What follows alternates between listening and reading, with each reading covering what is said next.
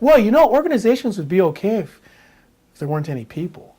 you know, One of my favorite bumper stickers is "Life is a metaphor for group therapy," and I believe that, like John Bradshaw and Virginia Satir and Milton Erickson and others, that 99.9% of the planet is dysfunctional.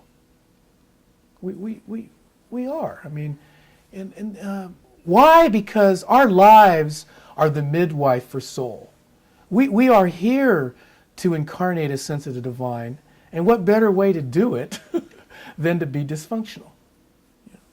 Now, I also believe that sin comes from, S-I-N, self-inflicted nonsense, and that it is in this thing called life that we reveal our dysfunction.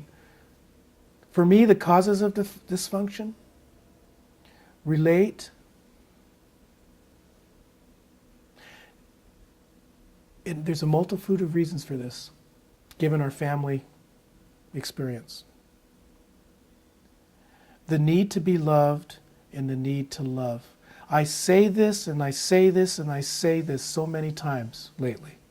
But the older I get and the more I experience different cultures and different places on this planet, I am convinced that if this innate spiritual DNA quality is subterfuged, is sabotaged, it is somehow killed for any reason at any point in our formative process, that we create a maladaptive response to that.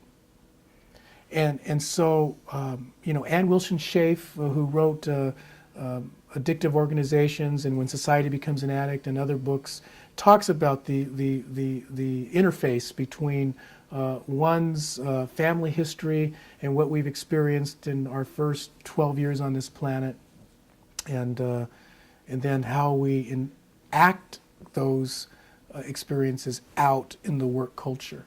And so many times you don't know who you're dealing with because you truly don't know their history.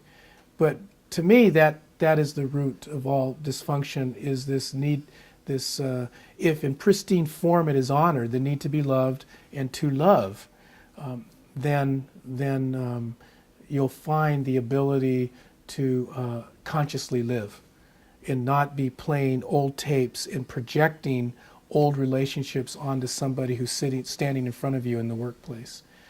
And I know that that's a pretty limiting interpretation of human dysfunction, but I also am a spiritual religious junkie, and I've spent a lot of years of my life reading and studying different religious traditions, and both in the formal sense as well as tribal ceremonial life. And what I have learned, that it seems to me it's a safe assumption and generalization that most of these traditions have this in common, that it truly is about learning how to love. It's learning how to love, and then once you learn how to love, step into service. So it's about love and service. I mean, I keep on coming back to that. I know people want, highly complex, multidimensional assessments, evaluations, and analysis of what constitutes human dysfunction. But I'm here to tell you that as many times as I've been around the sun, and I'll say it's been over 50 and counting, that it is truly about learning how to love. It's about learning how to love, and once you learn how to love, and it's always a process, ing, always in progress, a work in progress, never arriving, that we are then called to step into service and do something with that love. And when that is somehow compromised or repressed or suppressed, that's when you get into these aggravated responses. Because I actually believe that we either act upon our feelings or act them out. Act upon our feelings or act them out.